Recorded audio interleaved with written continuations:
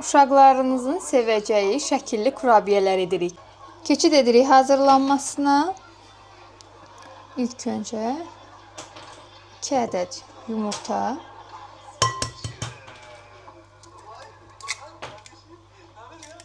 150 qram şəkər tozu əlavə elədim. 125 ml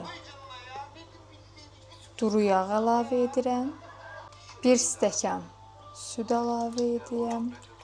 3 stəkan un əlavə etdim. 1 paket vanilin, 1 paket də qabartma tozu əlavə. Xəmirimiz hazırdır. 2 hissəyə bölürəm. Bir hissəsinə kakao əlavə edəcəm. 2 xəmiri indi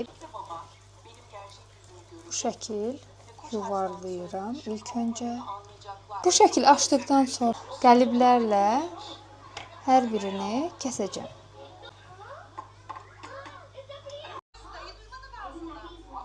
Hazırdır. 180 dərəcəlik sobada 20 dəqiqə bişiririk. Kurabiyələrimiz hazırdır.